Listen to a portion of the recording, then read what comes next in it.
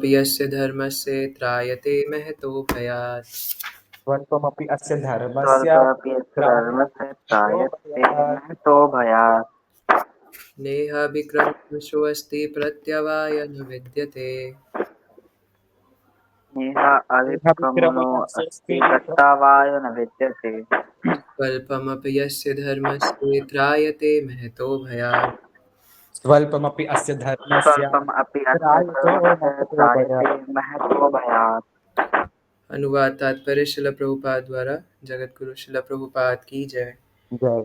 इस प्रयास में न तो हानि होती है न ही हास, अपितु इस पथ पर की गई अल्प प्रगति भी महान भय से रक्षा कर सकती है।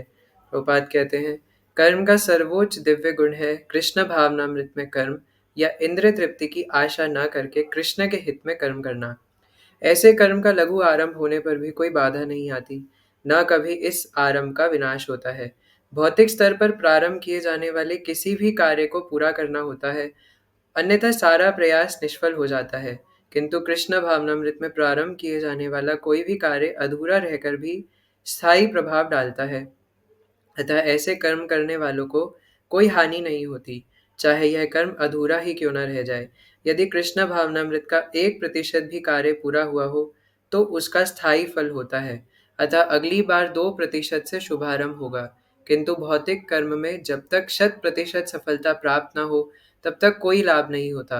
अजामिल ने कृष्ण भावनामृत में अपने कर्तव्य का कुछ ही प्रतिशत पूरा किया था, किंतु भगवान की कृपा से उसे 100% लाभ मिला। इस संबंध में श्रीमद् भागवतम में एक अत्यंत सुंदर श्लोक आया है। त्यक्त्वा सुधर्मं चरणाम्बुजं हरे, भजन पकोवत् पते ततो यदि, यत्र क्व वा मभूद्मुष्य किं, को वार्थ आप्तो भजताम स्वधर्मतः। यदि कोई अपना धर्म छोड़कर कृष्ण भावनामृत में काम करता है और फिर काम पूरा न होने के कारण नीचे गिर जाता है तो इसमें उसको क्या हानि, और यदि कोई अपने भौतिक कार्यों को पूरा करता है तो इससे उसको क्या लाभ होगा। अथवा जैसा कि ईसाई कहते हैं, यदि कोई अपनी शाश्वत आत्मा को खोकर संपूर्ण जगत को पाले तो मनुष्य को इससे क्या लाभ होगा। भौतिक कार्य तथा उनके फल शरीर के साथ ही समाप्त हो जाते हैं, किंतु कृष्ण भावनामृत में किया गया कार्य मनुष्य को इस शरीर के विनष्ट होने पर भी पुनः कृष्ण भावनामृत तक ले जाता है। कम से कम इतना तो निश्चित है कि अगले जन्म में उसे सुसंस्कृत ब्राह्मण परिवार में या धनीमानी कुल में मनुष्य का शरीर प्राप्त हो सकेगा, जिससे उसे भविष्य में ऊपर उठने का अवसर प्राप्त हो सकेगा। कृष्ण भावनामृत में संपन्न कार्य का यही अनुपम गुण है। हरे कृष्णा। तो स्क्रीन थोड़ी सी खराब आ रही है, उसके लिए माफ़ कीजिएगा, है ना। हम नेक्स्ट क्लासेस में ठीक करने की कोशिश करेंगे। लेकिन अभी यहाँ पे एक इम्पॉर्टेंट चीज़ है। आप लोग ये वर्ष, एक सेकेंड, हाँ, तो आप लोग ये वर्ष ऑलरेडी जानते हैं, है ना। हम कई बार डिस्कस करते हैं कि कैसे जब हम भक्ति में आगे बढ़ते हैं तो भगवान कहते हैं कि इसमें कोई भी लॉस नहीं है, हम हमेशा प्रॉफिट में रहते हैं, है ना। तो ये वर्ष आप जानते हैं, लेकिन यहाँ पे जो श्रीमद् भागवतम का एक वर्ष पॉपर्ट में शिला प्रभुपाद ने दिया है कि अगर कोई संसार में कोई भौतिक कर्म छोड़ के भक्ति में आगे बढ़े, है ना, तो उसकी क्या ही हानि होगी, क्योंकि वो भक्ति में आगे बढ़ रहा है, तो भक्ति ही हमारे लिए एक्चुअल पर्पस है। लेकिन अगर कोई भक्ति को छोड़ करके संसार के सारे कर्म पकड़ ले तो उसका क्या ही प्रॉफिट होगा, क्योंकि उसका लॉस ही लॉस है, क्योंकि वो इस संसार में अ, रमे रहना चाहता है। इसको कैसे समझ सकते हैं, तो मैं एक शिला प्रभुपाद का लेक्चर सुन रहा था, तो शिला प्रभुपाद उसमें बता रहे थे कि श्रीमद् भागवतम में ऐसा बताया गया है कि जब हम जन्म लेते हैं, है ना, तो जैसे ये शरीर ने जब जन्म लिया तो ये शरीर जन्मा माता पिता से, है ना, पिता का वीर्य और माता के गर्भ से जन्मा। तो कैसे हम इस शरीर को अपना बोल सकते हैं, इस शरीर को बोले किसका, ये बताइए, है ना। क्योंकि जब हम जन्मते हैं तो शरीर माता पिता का कहलाएगा, क्योंकि अगर आपने कुछ बनाया है ना, इवन अगर हम कोई पेंटिंग भी बनाते हैं, नीचे सिग्नेचर मार देते हैं बड़ा सा ना कि अनुभव है, मैंने बनाई है ना। या कोई कुकिंग भी करते हैं, उस पर फोटो डाल के लिखते हैं कुक्ड बाय मी, है ना, मेड बाय मी। हर चीज के नीचे हमें मेड बाय मी लिखने की आदत है। तो वैसे ही ये शरीर जिसने बनाया है तो उसकी संपत्ति हुई। तो अगर फर्स्ट सिनेरियो में देखा जाए तो ये शरीर किसकी संपत्ति है, माता पिता की। और प्रैक्टिकली ये चीज़ होता भी है कि जब हम जन्म लेते हैं, जब बच्चा छोटा होता है तो माता पिता बोले कि चलो इधर बैठो तो बच्चा बैठता है ना। माता बोलेगी कि चलो बेटा खिचड़ी खाओ, तो बच्चा खाएगा, भले ही रो धो के खाए लेकिन खाएगा, है ना? तो बचपन में उसको अपने माता-पिता की बात माननी पड़ती है, बड़े होके चाहे वो मानना बंद कर देते हैं, है ना? लेकिन मानना पड़ता है ना? तो इसलिए अगर फर्स्ट सिनेरियो में देखें तो किसकी संपत्ति है? माता-पिता की। और उसके बाद भी क्या वो अपने आप को मतलब अपना जो शरीर है उसको अपना बोल सकता है? पहले सिनेरियो में तो नहीं, क्योंकि वो माता-पिता की है। लेकिन इतनी बात खत्म नहीं होती, है ना? फिर इस शरीर का कोई मेंटेनर होता है ना? जैसे अगर कोई कहीं पे फैक्ट्री में काम कर रहा है, तो वहाँ पे जो-जो फैक्ट्री का बॉस बोलेगा कि चलो ऐसे करो, है ना? बिल्कुल वर्कर वैसे-वैसे करेगा। जैसे एक कुत्ता होता है ना? तो जैसे ही कोई कुत्ता पालता है, तो थोड़े दिनों बाद ही वो कुत्ता बिल्कुल अपने मास्टर की बात मानने लग जाता है ना? कि अगर मास्टर बोले चलो टॉमी इधर आके बैठो, तो वो बैठेगा। चलो टॉमी जाके उधर से वो फ्रिस्बी लेके आओ, तो वो लेकर के आएगा, बॉल उठा के लाएगा, है ना? तो वैसे ही एक वर्कर जब एक फैक्ट्री में काम कर रहा होता है, तो वो बिल्कुल अपने मास्टर की बात मान रहा होता है ना? जैसे आप में से कई लोग जो है वो जॉब करते हैं, तो आप ये बात समझते होंगे, है ना? कि जैसे-जैसे वो बोल रहे हैं वैसे-वैसे करना पड़ता है, क्योंकि वो हमें पैसा दे रहे हैं, है ना? मेंटेनर है एक तरीके से वो हमारे। तो फर्स्ट सिनेरियो में भी ये शरीर हमारा नहीं था, है ना? माता-पिता का है, क्योंकि हम माता-पिता के अनुसार कार्य कर रहे हैं। सेकंड सिनेरियो में भी मेंटेनर का है, तो इस शरीर को बोले किसका आखिर? और फिर थर्ड सिनेरियो में जब ये शरीर मर जाता है, तो भी ये हमारा नहीं है, बल्कि इससे पहले भी, मरने से पहले भी जब हम बड़े होते हैं, है ना? तो ये शरीर देश का होता है ना? कोई अपने आप को इंडियन बोलता है, पाकिस्तानी, अमेरिकन, इसलिए आर्मी में भी जाते हैं कि मैं इंडियन आर्मी को सर्व करूँगा। तो थर्ड सिनेरियो में भी ये शरीर किसका है? देश का, तब भी अपना नहीं है ना? जैसे जो इंडियन आर्मी में होते हैं, वो बोलते हैं इस देश के लिए मैं अपनी जान तक गँवा दूँगा, तो भी वो अपने शरीर को अपना नहीं मान रहा, क्योंकि वहाँ पे भी वो देश के लिए मरना चाहता है। तो शुरुआत में मम्मी-पापा के लिए, फिर मेंटेनर के लिए, फिर कंट्री के लिए, है ना? या फिर जब शादी हो जाती है तो बीवी-बच्चों के लिए। और इवन मरने के बाद भी उसका शरीर उसका नहीं है, क्यों? क्योंकि मरने के बाद जैसे हिंदू धर्म में उसको जला दिया जाता है ना? तो जलने के बाद वो शरीर किसका हो गया? धरती का, क्योंकि वो जैसे वैदिक फिलॉसफी में बताया जाता है कि शरीर जो है वो मिट्टी से ही बना था और मिट्टी में ही वापस मिल जाता है। तो वो मिट्टी किसकी हुई? ज़मीन की, और ज़मीन धरती, है ना? तो मतलब वो जा कर के वापस से मिट्टी में मिल गया। तो वहाँ पे भी वो शरीर उसका नहीं है। कुछ धर्मों में शरीर को फेंक दिया जाता है ना? कि उसमें फिर वल्चर्स वगैरह उसको खा जाते हैं। फिर वल्चर्स वगैरह उस शरीर को खा कर के जब स्टूल पास करते हैं, तो वो शरीर अब क्या बन गया? स्टूल बन गया। वहाँ पे भी वो शरीर उसका नहीं है। और या फिर कुछ केसेस में, है ना, शरीर को छोड़ देते हैं, तो उसको कीड़े-मकोड़े खा लेते हैं, है ना? वर्म्स खा लेते हैं। तो उसके बाद भी वो कुछ बचा नहीं शरीर का। तो हम किसी भी केस में कैसे कह सकते हैं कि ये शरीर हमारा है या मेरा है ना? तो ये शरीर हर समय पे तो किसी और के लिए यूज़ हो रहा है। और इवन जब हम अपने इंद्रिय सुख के लिए भी कुछ कार्य कर रहे होते हैं, है ना? जैसे अगर हम आउट ऑफ लस्ट, है ना, किन्हीं माताजी को देखें, तब भी हम अपनी लस्ट को सैटिस्फाई कर रहे हैं, है ना? तो उस सिनेरियो में भी हमारा अपने ऊपर कोई कंट्रोल नहीं है कि हम कह सकते हैं कि मैं खुद के लिए कुछ कर रहा हूँ, है ना? तो श्रील प्रभुपाद यही समझा रहे थे कि हर केस सिनेरियो में तो हम किसी दूसरे के लिए काम कर रहे हैं, तो ये मेरा शरीर हुआ कैसे? इवन जब हम किसी जेंटलमैन के पास भी जाकर के पूछते कि अरे आप भगवत गीता पढ़िए, क्यों नहीं आप भगवत गीता पढ़ते?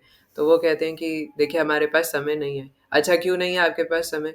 बिकॉज़ ऑफ बिज़नेस ना, मेरा इतना बड़े-बड़े बिज़नेस है, इसलिए अपने बिज़नेस को सँभालने की वज़ह से मेरे पास समय नहीं है। तो और बिज़नेस किसके लिए है ना? ताकि मैं अपने परिवार वालों को, बच्चों को बड़ा कर सकूँ, ताकि उनको समय दे सकूँ, पाल सकूँ, इसलिए मेरे पास समय नहीं है। तो अगर वो भी प्रैक्टिकली देखे, है ना? तो वहाँ पे भी उसका शरीर खुद का नहीं है, क्योंकि वो दूसरे के लिए कार्य कर रहा है ना? तो यही चीज़ हम कई बार डिस्कस भी करते हैं कि हर केस सिनेरियो में हम लोग सेवक ही है ना? हम लोग हमेशा सेवा ही कर रहे हैं, हम लोग किसी भी केस सिनेरियो में मास्टर नहीं हैं। हम लोग अपने आप को मास्टर समझते हैं। तो ये बहुत एक डीप रियलाइज़ेशन है जो श्रील प्रभुपाद बता रहे थे श्रीमद् भागवतम में से, है ना? कि किस प्रकार हमारा शरीर किसी भी सिनेरियो में हमारा था ही नहीं। हम लोग हमेशा से दूसरों के लिए कार्य कर रहे थे, लेकिन फिर भी हम समझते हैं कि ये शरीर मेरा है। ना तो जन्म के समय शरीर हमारा था, क्योंकि तब भी माता-पिता का था, उसके बाद हमारे मेंटेनर्स का था, है ना? और उसके बाद देश का, उसके बाद बीवी-बच्चों का, और उसके बाद फिर हम ज़मीन में वापस मिल जाते हैं, तब भी हमारा शरीर हमारा खुद का नहीं है, क्योंकि हम अपने लिए कर ही क्या रहे हैं? एक्चुअल में सोचने वाली बात है कि हम अपने लिए कर ही क्या रहे हैं। हर सिनेरियो में हम किसी और के लिए ही कुछ ना कुछ कर रहे होते हैं। तो किस मुँह से हम अपने शरीर के ऊपर ठप्पा लगा सकते हैं कि ये मेरा शरीर है ना? तो वही चीज़ यहाँ पे बता रहे हैं जो ये श्रीमद् भागवतम का 1.5.17 शिला प्रभुपाद ने इधर कोट किया है पर्पट में, है ना? कि अगर हम सारे भौतिक कामों को छोड़ करके, और ये बात सत्य है, चैतन्य चरितमृत में बताया है कि कृष्ण भक्ति कइले सर्व कर्म कृत होय, है ना? कि अगर कोई कृष्ण भक्ति को पकड़ ले, अगर कोई सिर्फ कृष्ण भक्ति करे तो उसके सारे कर्म पूरे हो गए, उसको कुछ और करने की आवश्यकता नहीं है ना? कि कोई बोले कि मुझे अभी इस देश को भी अच्छा बनाना है ना? मेरे तो इतने सारे अभी मुझे शादी भी करनी पड़ेगी क्योंकि मेरी जनरेशन आगे कैसे बढ़ेगी, है ना? कई लोग ऐसे कहते हैं कि बेटा अगर तुम शादी नहीं करोगे तो हमारे परिवार को कौन आगे बढ़ाएगा?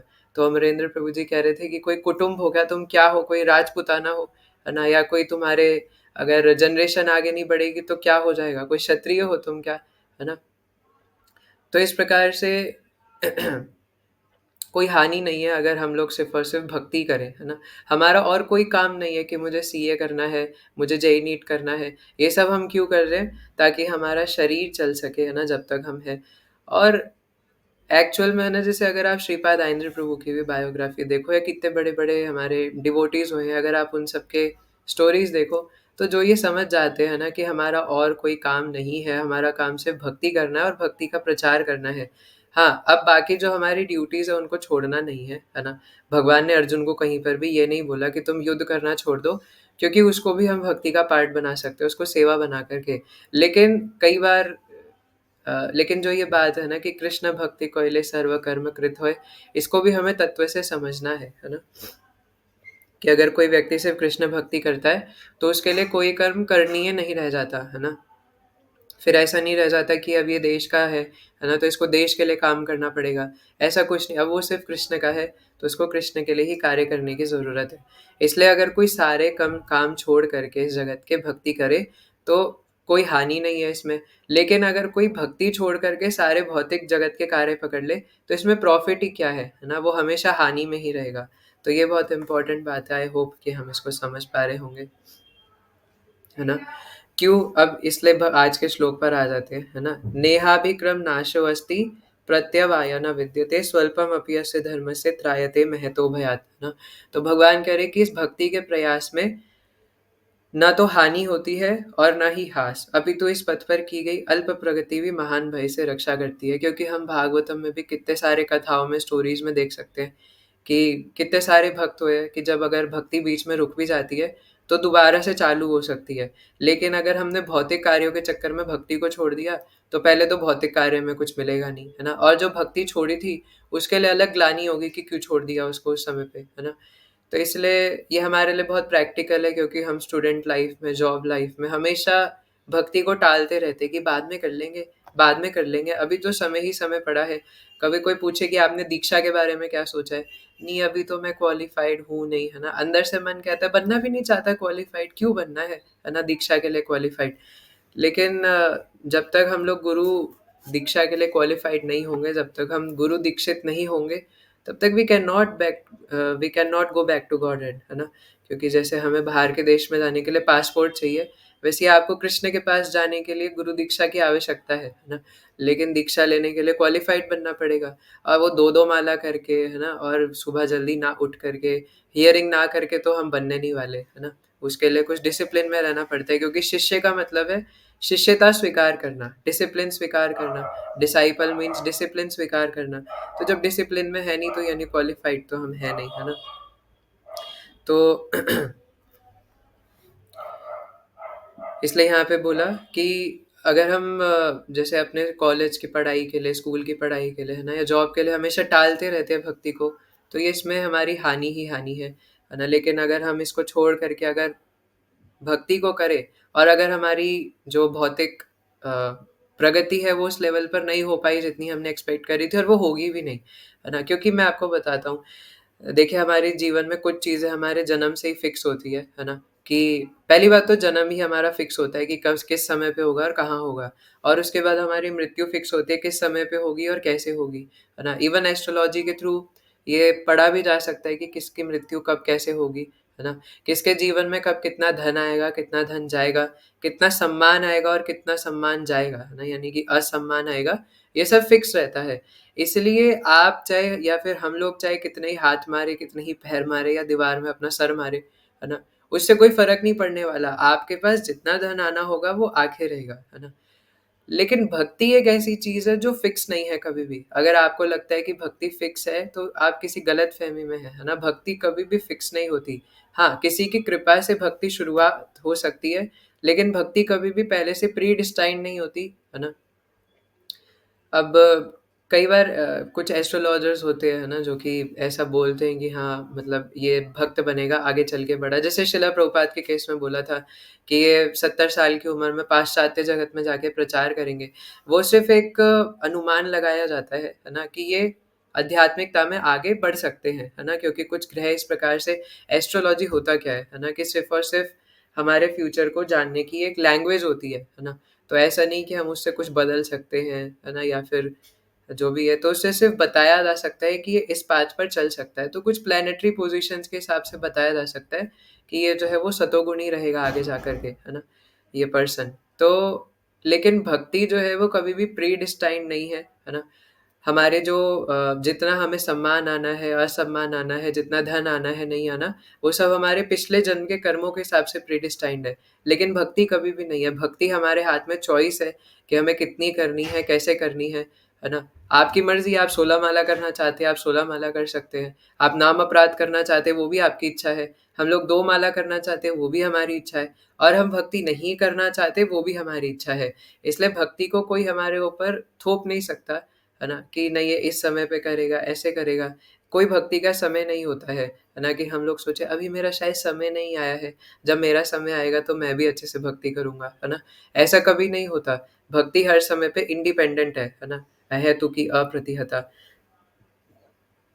तो इस कारण से हम लोग अपने जिस भी स्फीयर ऑफ लाइफ में है, हमें ये समझना चाहिए कि हम लोग और कुछ करें या ना करें, एटलीस्ट हम भक्ति के साथ कॉम्प्रोमाइज़ ना करें, है ना? क्योंकि मैं कई बार कहता हूँ कि जैसे कभी आप किसी पहाड़ पे अगर घूमने गए हो, है ना? तो वहाँ पे बहुत ऊँचा चढ़ के जाना पड़ता है। जैसे इवन बरसाना में भी, हालाँकि वहाँ पे तो कई सारे रास्ते अब तो वो भी बना दिया, क्या बोलते हैं उसको? अ, रोलर कोस्टर कह रहा था ये मैं, है ना? उड़न खटोला होता है ना, ट्रॉली कार, अब तो वो भी बना दिया कि बस नीचे से बैठ के सीधा रोप वे, है ना? तो सीधा नीचे से बैठ के सीधा ऊपर चले जाओ, तो अब तो वो भी बना दिया।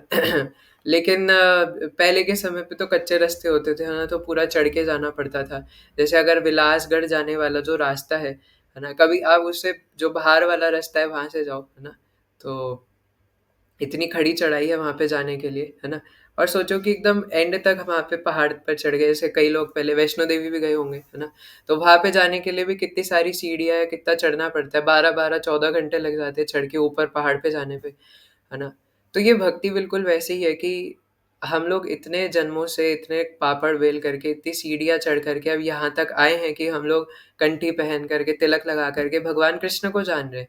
क्योंकि भगवान गीता में कहते हैं ना, बहुनाम जन्मनाम अन्ते ज्ञानवान माम प्रपद्यते वासुदेव सर्वमिति स महात्मा सुदुर्लभ, है ना? और एक और श्लोक है जहाँ पे इसी प्रकार बताते हैं कि अनेकों अनेक जन्मों के बाद कोई विशेष ऐसी आत्मा होती है जो कि भगवान कृष्ण को जानने का प्रयास करती है ना?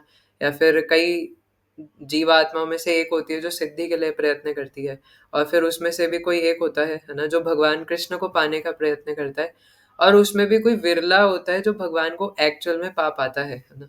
जो पाने का प्रयत्न करता है, उसमें भी कोई विरला होता है जो एक्चुअल में बाद में सक्सेस अटेन कर पाता है ना? तो इसलिए हम लोग इतनी सारी सीढ़ियाँ चढ़ के, इतने पहाड़ चढ़ के इतने ऊपर तक आए हैं, और इसके बाद अगर हम जैसे आप में से कई सारे कॉम्पिटिटिव एग्ज़ाम की तैयारी कर रहे हैं, है ना? मान लो कि आपने 2-3 साल ड्रॉप लेकर के, और ड्रॉप लेने के बाद भी 3 साल बाद नीट में आपका ऑल इंडिया रैंक 2 आ गई, है ना? और उसके बाद या 1 आ गई, और उसके बाद आप उसको छोड़ करके, कॉलेज को छोड़ करके और गोलगप्पे बेचने लग जाओ, है ना? तो कोई बोलेगा यार क्यों हमारी सीट खा गया, है ना? पहले तो तू ऑल इंडिया रैंक 1 ले आया, है ना? इतने सारी मेहनत करने के बाद, और अब तू सड़क पे जाके गोलगप्पे बेच रहा है ना? ऑल इंडिया रैंक 1 गोलगप्पे वाला। तो लोग गाली देंगे, है ना? या एकदम वो पागलों की तरह कुछ काम ही करना छोड़ दे, बेरोज़गार हो जाए। तो वैसे ही है, मतलब ये एग्ज़ाम्पल भी इसके सामने तुच्छ है कि इतने जन्मों की तपस्या, इतनी बड़ी कृपा होने के बाद भी हम लोग इतने ऊँचे स्थान तक आ चुके हैं कि राधा श्याम सुंदर की भक्ति अब हमारे सामने है। श्रील प्रभुपाद की इतनी कृपा हमारे हाथ में है ना? गौर निताई की भक्ति हमें मिल गई, लेकिन इसके बाद भी अगर हम इसको सही से ना अपनाएँ, अगर फॉर ग्रांटेड ले लें इसको, तो वो ऐसा ही है कि इतनी ऊपर पहाड़ पे चढ़ने के बाद, है ना, पैर फिसला और नीचे गोल-गोल, गोल-गोल, गोल-गोल गिरते हुए चले गए, है ना? जैसे पहले कई बार मेरे को ऐसा सपना भी आता था कि मैं पहाड़ पे चढ़ के गया हूँ 20 घंटे और वहाँ पे मेरा पैर फिसला और मैं सीधा नीचे गिरा धड़ाम से, है ना? तो शायद इसी एग्ज़ाम्पल को बताने के लिए आता था, है ना? तो बहुत खतरनाक है ये चीज़। हाँ, है ना? एक और जैसे आपने साँप-सीढ़ी खेला होगा, है ना? उसमें भी हम लोग देख सकते हैं कि आप एकदम 1-1, 2-2 करके एकदम ऊपर 99 तक गए और वहाँ 99 पे एक बड़ा-सा साँप बैठा है जिसकी पूँछ सीधा 2 पे जा रही है ना? और वो वहाँ पे जैसे ही हमारी गोटी गई सीधा 2 पे पहुँच गए। तो वैसे ही है ना? कि अगर हम लोग अब भक्ति को छोड़ दें, है ना? तो हमारी वैसी ही हालत होगी, या भक्ति करें ही ना तो वैसी हालत होगी। लेकिन अगर हम भक्ति करें और भक्ति करते-करते बाय चांस, है ना? क्योंकि यहाँ पे जो श्लोक है वो बाय चांस वाली बात है, कि बाय चांस अगर हम फेल हो गए तो भी कोई हानि नहीं है। क्यों? क्योंकि नेहा विक्रम नाशोस्ति प्रत्यवाय न विद्यते। सेकंड लाइन, स्वल्पमपि यस्य धर्मस्य त्रायते महतो भयात्, है ना? कि उसकी महान भय से रक्षा हो जाती है और वो कभी भी किसी भी लॉस में नहीं रहता। जैसे कोई बड़े-बड़े बिज़नेसमैन होते हैं, है ना? जैसे डॉक्टर विवेक बिंद्रा प्रभु जी हैं। तो ऐसे कई सारे बड़े-बड़े बिज़नेसमैन्स होते हैं, तो वो कभी नहीं चाहेंगे ना कि वो लॉस में रहे। वो हमेशा ही चाहेंगे कि वो प्रॉफ़िट में रहे, फिर चाहे उनके लिए लो प्रॉफ़िट में रहने के लिए उनको कुछ भी करना पड़े। वो हमेशा यही चाहेंगे कि वो हमेशा प्रॉफ़िट में रहे। तो वैसे ही हम भी भक्त हैं, है ना? हमसे बड़ा बिज़नेसमैन, मतलब businessman in the terms of कि अम क्योंकि कृष्ण भक्त बड़ो चतुर, है ना? तो वो कभी भी एक समय भी गँवाना नहीं चाहता, अव्यर्थ कालत्वम, है ना? तो इसलिए हम भी अपना समय क्यों गँवाना चाहें, हम लोग भी अपने पास जो इतनी रेयर हमारे पास चीज़ है, उसको क्यों गँवाना चाहें, है ना? तो ये तो वही बात हो गई कि हमारे पास कोहिनूर का पत्थर था, फिर भी हमने उसको उठा कर के फेंक दिया, है ना? हालाँकि ये स्टोरी भी आती है, आई गेस सनातन गोस्वामी की है ना? कि एक मुझे पूरा याद नहीं आ रहा एग्ज़ैक्टली, है ना? कि सनातन गोस्वामी के पास है ना वो था, कोहिनूर का पत्थर था, टच स्टोन, है ना? कि उसको किसी से भी छुओ तो वो भी सोने का बन जाता है ना? ऐसे कुछ अलग-अलग मणियाँ होती है। पारस मणि, मैंने क्या बोला था? कोहिनूर का पत्थर, है ना? अच्छा नहीं, वो दूसरी स्टोरी है ना? हाँ, पारस मणि थी, टच स्टोन। तो क्या था यार वो, ना एक व्यक्ति आकर के है ना देखते हैं कि उन्होंने उसको कूड़े के डब्बे में फेंक दिया था, है ना? तो अब ये जो व्यक्ति है वो सोचता है कि ये इनके पास ऐसा क्या महिमावान है जो इसको ये कूड़े के डब्बे में फेंक रहे हैं। और ऐसा भी नहीं कि उनको इसकी महिमा नहीं पता पारसमणि की, उनको पता है कि ये बहुत मूल्यवान है, लेकिन उसको कूड़े के डब्बे में फेंक दिया। तो वो जा कर के पूछते कि आप मुझे बताइए आपके पास क्या इससे भी मूल्यवान कुछ है? तो आचार्य कहते हैं कि हाँ, मेरे पास इससे भी मूल्यवान कुछ है, तो मुझे भी दीजिए, है ना? तो उसके कान में बोलते हैं, इधर आओ, है ना? कान आगे करो और सुनो, हरे कृष्णा कृष्ण कृष्ण हरे हरे, हरे राम राम राम हरे हरे। क्योंकि इस पत्थर का क्या काम? क्योंकि यहाँ पर भी वही सिद्धांत अप्लाई होगा कि सब कुछ हम लोग दूसरों के लिए कर रहे हैं, अपने लिए कभी कुछ कर ही नहीं रहे, है ना? तो इवन जैसे अभी रोहित प्रभु है ना किसी क्लिनिक पे काम करने के लिए गए, तो वहाँ पे भी वो खुद के लिए कुछ नहीं कर रहे, है ना? दूसरों के लिए कर रहे हैं, है ना? जहाँ पे हम लोग कुछ भी, कोई भी कार्य कर रहे हैं, कोई अपनी स्टडीज़ कर रहे हैं, है ना? मैं वीडियो एडिटिंग कर रहा हूँ, वो क्लिनिक में काम कर रहे हैं, है ना? आप में से कोई कोई अलग-अलग जॉब कर रहे हैं, कोई सीए की तैयारी कर रहे हैं। क्यों हार्दिक प्रभु आप अपने लिए कर रहे हो सीए की तैयारी, है ना? तो कोई भी काम हम कुछ भी खुद के लिए नहीं कर रहे, है ना? सब कुछ दूसरों के लिए कर रहे हैं। इवन आप पूछो भी हार्दिक प्रभु से कि आप सीए क्यों कर रहे हो? तो वो बताएँगे कि प्रभु जी अगर मैं ये करूँगा ना तो मेरे मम्मी-पापा मुझे, मतलब मम्मी-नानी वग़ैरह मुझे अच्छे से भक्ति करने देंगे और मुझे वृंदावन आने देंगे, है ना? तो इवन इस केस सिनेरियो में भी हम दूसरों के लिए कर रहे हैं, है ना? तो इसलिए किसी भी सिचुएशन में हम खुद के लिए तो कुछ कर ही नहीं रहे। लेकिन शिला प्रभुपाद कहते हैं, या हमारे शास्त्र हमें बताते हैं, है ना? कि हमें अपने लिए करना चाहिए भैया, अपने सेल्फ इंटरेस्ट के लिए क्या है वो तो हम देखें। इसी को कहते हैं अथातो ब्रह्म जिज्ञासा, है ना? जिज्ञासा तो करे भैया, मैं बना किस चीज़ के लिए हूँ? मैं क्यों इतनी पागलपंती कर रहा हूँ? तो किसी जीवात्मा का जब बहुत सौभाग्य उदित होता है तब उसके मन में ये प्रश्न आता है कि मैं क्यों इतने पापड़ बेल रहा हूँ? लेकिन बाहर के जगत के लोगों को ये प्रश्न आता ही नहीं है ना? तो वो बस अपनी इंद्रियाँ सैटिस्फाई करना चाहते हैं और वो इंद्रियाँ भी सैटिस्फाई, लोग सोचते हैं कि मैं इंडिपेंडेंट हूँ, मैं जो मर्ज़ी कर रहा हूँ, लेकिन वो इंडिपेंडेंट नहीं है, क्योंकि वो अपने मन के ऑर्डर्स मान रहा है।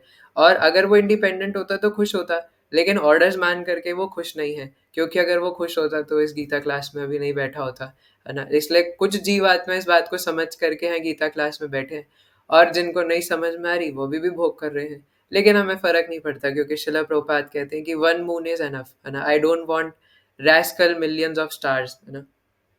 तो इसलिए एक चाँद ही काफ़ी है, वन सीरियस मून। तो इसलिए यदि कृष्ण भावनामृत का 1% भी पूरा हो जाए, शिला प्रभुपाद कहते हैं, क्योंकि छठे अध्याय में भी भगवान कहते हैं योग भ्रष्ट अभिजायते, है ना? कि अगर कोई इस योग के, भक्ति योग के स्तर से गिर जाता है तो भी कोई हानि नहीं है। मैं अगले जन्म में उसको शुचिताम श्रीमताम गेहे, है ना? मैं उसको शुचिताम, एक प्योर परिवार में, है ना, ब्राह्मण परिवार जैसे मैं जन्म दे देता हूँ, शुद्ध परिवार में, या फिर श्रीमताम, है ना, श्री मतलब धनी, तो मैं उसको एक धनी परिवार में जन्म दे दूंगा, वहां पे वो आराम से भक्ति कर पाएगा। अब कोई बोले कि लेकिन भगवान कोई धनी परिवार में कैसे भक्ति कर सकता है? तो ऐसा नहीं कि सारे धनी परिवार में जन्मे भक्त पिछले जन्म के ऋषि मुनि ही होते हैं, ये कोई कंपलसरी बात नहीं है ना? लेकिन कुछ बहुत रेयर केस में ऐसा हो भी सकता है। लेकिन हाँ, अगर कोई ये पूछे भी कि धनी परिवार में कोई कैसे भक्ति कर सकता है, तो अगले श्लोक में भगवान कहते हैं कि मैं सिर्फ धनी परिवार में नहीं डालता, बुद्धिमान परिवार में डालता हूँ, और उसको ऐसे सिनेरियो में डाल देता हूँ कि उसको जबरदस्ती भक्ति करनी ही पड़ेगी, है ना? उसके लाइफ में ऐसी चीजें होंगी कि उस ऑटोमेटिकली कृष्ण की तरफ अट्रैक्ट होगा। तो ये भगवान का होप, मतलब इतना बड़ा आश्वासन वाणी भगवान ने दे दी, लेकिन उसके बाद भी हम सवे गमाना चाहे तो फिर बेवकूफ है ना?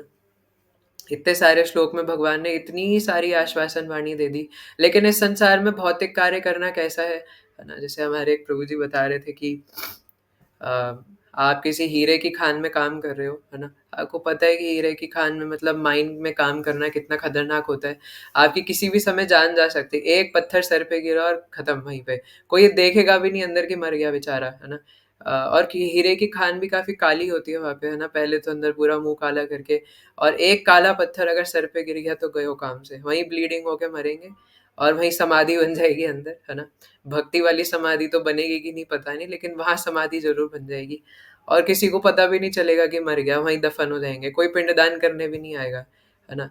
तो वही वहीं पे अ, लेकिन फिर भी हम लोग, है ना, हीरे बटोरे पागलों की तरह, कि एक-एक हीरा, छोटा-छोटा हीरा निकाले और उसकी एक पूरी ट्रॉली भरे और उसको बाहर लाए, है ना? और जो जिसने हमें काम दिया था वो हीरे इकट्ठा करने के लिए, है ना? वो एक जूता मार के बोले कि तुम्हें एक हीरे का छोटा-सा टुकड़ा भी नहीं मिलेगा, भगो यहाँ से। बस इस संसार में वैसी हमारी हालत है ना? पागलों की तरह, गधे की तरह से, वो खच्चर होते हैं ना, पोनी इस घोड़े का छोटा भाई, है ना? उसको करके, है ना, उसके पीठ पे खूब सारा अनाज या कपड़े धो करके, जैसे जो धोबी होते हैं वो यूज़ करते हैं, या अनाज धो करके, है ना, पहाड़ों के ऊपर नीचे ऐसे बेचते हैं, है ना? कि चलो काम करो। कई बार जैसे आपने देखा होगा उनके सामने गाजर लटका देते हैं कि चलो काम करो। मिलता क्या है उसे? 2 घास के तिनके, लेकिन 2 घास के तिनके के लिए वो इतना पागलों की तरह अपने आप को घसीटता है, घिसता है, और लास्ट में मिलना कुछ भी नहीं है। यही हमारी संसार में हालत है ना? चाहे हम अपनी इंद्रियों के लिए अपने आप को घिस रहे हैं, चाहे हम दूसरे किसी के लिए अपने आप को घिस रहे हैं, अंत में मिलना कुछ भी नहीं। तो जब कुछ मिलना नहीं तो क्यों घिस रहे हैं? है ना? इवन ये चीज़ हमें, भक्ति तो इसमें बहुत आगे की बात है ना? अगर मैं हम लोग इसको हमेशा ही डिस्कस करते हैं, अगर हम थोड़ा-सा दिमाग से सोचें, बस थोड़ा-सा, ज़्यादा दिमाग नहीं चाहिए इसके लिए, है ना? अगर हमें अपने खाली शरीर का भी पालन-पोषण करना है ना, अगर हमें ये विश्वास भी नहीं है कि भगवान करते हैं, तो भी आप ये सोच के देखो कि हमें मेन चाहिए क्या? रोटी, कपड़ा, मकान, है ना? जो बाहर के लोग ये सब बोलते हैं, मूवीज़ लिख देते हैं, है ना? रोटी, कपड़ा, मकान नाम से। तो भी शेल्टर लेने के लिए ज़्यादा से ज़्यादा क्या चाहिए, है ना? 2 वक़्त की रोटी कमाने के लिए ज़्यादा से ज़्यादा क्या चाहिए? कितने कपड़े पहनोगे भैया, है ना? हाँ, अगर अब किसी की डिमांड है कि उसको ज़ारा के कपड़े पहनने हैं, है ना? या एडिडास के जूते पहनने हैं, राडो की घड़ी पहननी है, कौन-कौन सी आती है पता नहीं, है ना? या आजकल तो स्मार्ट वॉचेज़ आती है, सैमसंग की, एप्पल की घड़ी पहननी है ना? जेब में आईफ़ोन का, एप्पल का फ़ोन होना चाहिए। खाने के लिए एप्पल हो या ना हो पता नहीं, लेकिन जेब में एप्पल का फ़ोन होना चाहिए। आजकल कई माइंडसेट ऐसे भी हैं, है ना? तो अब अगर ये है तो फिर तो आप इस कैटेगरी से हट जाइए। लेकिन अगर सिर्फ़ इतनी ही बात है कि हमें अपने आप का भरण-पोषण करना है और बहुत अच्छे से भरण-पोषण करना है, शिला प्रभुपाद जो सादा जीवन उच्च विचार बताते हैं, वो ऐसा नहीं है कि हम लोग कोई बहुत कमज़ोर रह जाएँगे, है ना? आप लोग देखिए जो किसान लोग होते हैं ना या फिर जो मज़दूर लोग होते हैं, उनमें हमसे ज़्यादा शक्ति होती है। हम शहर के लोग अपने आप को पता नहीं कौन से कॉर्पोरेट वर्ल्ड में बैठ कर के इवन कहना नहीं चाहिए आजकल जो माताजीज़ भी है ना, हम इक्वल बनेंगे कह कर के कॉर्पोरेट वर्ल्ड में चले जाते हैं। आप देखिए कितनी सारी नई-नई बीमारियाँ आ रही हैं, है ना? गाँव के लोगों को कभी ये बीमारी नहीं होती।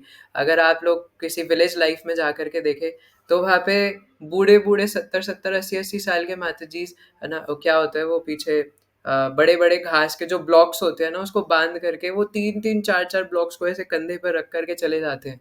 80-80 साल की माताएँ, है ना? और यहाँ पे हम लोगों से 5 किलो की बाल्टी नहीं उठ रही होती शहर के लोगों से, है ना? तो ये तो हमारे हाल है। तो इसीलिए भगवान या फिर शिला प्रभुपाद एक ही बात है ना? जो ये सादा जीवन उच्च विचार बताते हैं, इसमें एक्चुअल में लाइफ़ है ना? लेकिन हम लोग जिस पागलपंती के लिए इस भौतिक संसार में लगे रहकर भक्ति छोड़ देते हैं, ये बिल्कुल वैसा ही है ना? कि बल्कि कंपैरिज़न भी हम लोग किससे करें? इसका और किसी चीज़ से किया नहीं जा सकता। लेकिन ये बिल्कुल वैसा ही है कि आपके हाथ में कोहिनूर का हीरा लगा था और आपने उसको कूड़े के डब्बे में फेंक दिया, है ना? उसकी वैल्यू नहीं समझे। तो अच्छा यहाँ पे बोला है सुअल्पम, है ना? अल्पम भी नहीं, सुअल्पम, है ना? जब किसी शब्द के पीछे सु लग जाता है तो उसकी महिमा और बढ़ जाती है कि अगर थोड़ी-सी भी, इतनी-सी भी, है ना? तिनका बराबर भी अगर भक्ति में प्रगति कर ली हो, तो हम प्रॉफ़िट में रहेंगे, है ना? चाहे हम वो फिर कितनी सारी स्टोरीज़ में देख सकते हैं। जैसे यहाँ पे शिला प्रभुपाद ने अजामिल की कथा बताई है ना? कि अजामिल पहले भक्त थे, है ना? लेकिन किसी कारण से उन्होंने गलत दृश्य देख लिया था जिससे उनका फ़ॉल डाउन हो गया था। और ऐसा फ़ॉल डाउन हुआ कि बाद में फिर उन्होंने वेश्या के साथ शादी करके, है ना, कई सारे उनके बच्चे हुए और हमेशा अपनी लस्ट सैटिस्फाई करने में ही लगे रहते थे। लेकिन अंत में बस वो जो पुराने संस्कार थे उसके वजह से नारायण नाम उनके मुख से निकला और वो नारायण नाम मुख से निकलने से उनका उद्धार हो गया, है ना? तो कितनी शक्ति है भगवान के एक नाम में। इसलिए कल भी हम यही डिस्कस कर रहे थे और आज भी हम यही डिस्कस कर रहे हैं और मैं हमेशा बोलता हूँ कि अगर हम कभी कोई भी श्लोक के ऊपर डिस्कशन कर रहे हैं, कोई भी स्पिरिचुअल डिस्कशन कर रहे हैं और अगर उसका अंतिम मत या फिर अंतिम कंक्लूजन ये नहीं निकला कि हरेर नाम एव केवलम कलो नास्तेव नास्तेव नास्तेव गतिरन्यथा, यानी हमने डिस्कशन सही से करा नहीं है ना? क्योंकि हर बात का अंतिम जो कंक्लूजन है वो यही निकलना चाहिए कि हरिनाम ही सार है ना? तो इसलिए कोई भी श्लोक हम पढ़े उस हर श्लोक का, हर स्पिरिचुअल डिस्कशन का सार यही होना चाहिए, है ना? जो सार मतलब सारग्राही भाव जिसको हम लोग कुछ टेक अवे पॉइंट कि हरिनाम ही सार है ना? तो इसलिए जब हम ये बात कर रहे हैं कि हमें अपना बिल्कुल समय नहीं गँवाना, तो ये भी तो पता होना चाहिए कि करना क्या है। ये तो पता चल गया समय नहीं गँवाना, लेकिन कैसे नहीं गँवाना ये तो बता दो, है ना? इंस्टाग्राम पे रील्स देखनी है क्या, है ना? कि चलो स्पिरिचुअल रील्स देख लेते हैं। मैं समय थोड़ी ना गँवा रहा हूँ, मैं तो अच्छी वाली रील्स देख रहा हूँ, है ना? क्या ऐसे हमें समय नहीं गँवाना या चलो मैं यूट्यूब पे अलग-अलग वृंदावन के बाबाओं के, है ना, वीडियोज़ लगा कर के देख लेता हूँ, बस पूरे दिन यही करता रहता हूँ। क्या ऐसे, है ना, जब तक हम हरि नाम नहीं पकड़ेंगे, तब तक हमारी बात नहीं बनने वाली, है ना? और हरि नाम का जप करना, संख्या पूर्वक नाम जप करना, कितने सारी कथाओं में बताया ना संख्या पूर्वक नाम जप करना, हरिदास ठाकुर की कथा में है ना? और षट गोस्वामी अष्टकम में भी है। इसलिए ये जो हमारा इंडिविजुअल जप करना और कांग्रीगेशनल चैंटिंग दोनों बहुत आवश्यक है। इसलिए हम समय कैसे ना गँवाएँ, है ना? हर समय जप करके। और क्या ये बात हवा में बोली गई है? नहीं, ये बात भगवद गीता में भगवान से मुख से बोली गई है ना? कहाँ पे बोली गई है? सततम कीर्तयन्तो माम यतन्तश्च दृढ़व्रतः, है ना? और 10वें अध्याय में भी बोलते हैं कि सभी यज्ञों में मैं जप यज्ञ हूँ, जप यज्ञोऽस्मि, है ना? तो इसलिए अगर हम पूरे दिन नाम जप करें, बस इसी में हमारी सक्सेस है ना? श्रवण और कीर्तन, श्रवणम कीर्तनम विष्णु, है ना? तो श्रवण करेंगे तभी कीर्तन कर पाएँगे, है ना? जब तक श्रवण नहीं करेंगे दूसरों को क्या हम भगवान के बारे में बताएँगे और ना भगवान का नाम मुख से निकलेगा, ना उद्धृत होगा, है ना? इसलिए स्वल्पम अपयस्य धर्मस्य त्रायते महतो भयात्, है ना? बड़े-बड़े भयों से मुक्त कर देता है क्योंकि इस संसार में अलग-अलग भौतिक कार्यों में पड़े रहने से भय बढ़ता है। भय कब कम होता है ना? जितना ज़्यादा पैसा बटोरेंगे उतना ज़्यादा भय होगा कि यार चोरी ना हो जाए, चोरी ना हो जाए। जितना ज़्यादा महँगा फ़ोन जेब में लेके घूमेंगे उतना भय होगा गिर ना जाए, चोरी ना हो जाए, है ना? अगर खटारा फ़ोन है एकदम टूटा हुआ, तो किसी को भय नहीं होता, अच्छा यार चोरी हो रहा है तो नया है ना। लेकिन अगर एकदम फर्स्ट क्लास चीज़ हम लेकर के घूमेंगे तो उल्टा भय बढ़ता है कि मुझसे चली ना जाए, खोने का डर रहता है। अगर हमारे पास कुछ है ही नहीं तो किस चीज़ को खोने का डर होगा। और यही बात हमें समझनी है कि एक्चुअल में हमारा था ही क्या, है ना। जैसे कई गाने लोग बनाते हैं ना कि क्या लेकर आया था क्या लेकर जाएगा, है ना। एक्चुअल में हम लोग क्या लेकर आए थे और क्या लेकर जाएंगे, कुछ भी नहीं, है ना। इसलिए सिर्फ और सिर्फ भगवान कृष्ण ही हमारे थे और है ना। तो इसलिए भगवान इस श्लोक में बताते हैं, आत्मा के बारे में बता रहे थे 2.11 से 30 तक, है ना। उसके बाद इस 40th नंबर श्लोक में बता रहे हैं, है ना, कि अगर हम भक्ति करते हैं तो हमारा कोई भी लॉस नहीं है, we would always be in profit, है ना। तो समय को देखते हुए हम अभी फिलहाल यहीं पे विराम देंगे आज, है ना। किसी के कोई प्रश्न है तो पूछ सकते हैं, फिर कल हम वर्स नंबर 41 पढ़ेंगे। है किसी का कोई प्रश्न? नहीं है, ठीक है। तो 3 बार हरे कृष्ण महामंत्र करेंगे आप सबकी प्रसन्नता के लिए। हरे कृष्ण कृष्ण कृष्ण हरे हरे, हरे राम राम राम हरे कृष्ण हरे कृष्ण कृष्ण कृष्णा हरे कृष्ण हरे, कृष्णा हरे राम हरे हरे राम हरे राम राम हरे हरे। राम राम हरे कृष्ण हरे कृष्ण हरे कृष्ण कृष्णा हरे हरे, कृष्ण कृष्णा हरे हरे राम हरे हरे राम हरे राम राम राम हरे हरे। श्रीमद् भगवद गीता यथारूप की जय। जगत गुरु हाँ, श्रील प्रभुपाद की जय। अनंत हाँ, कोटि वैष्णव भक्त वृंद की जय। निताय हाँ। गौर आनंदे।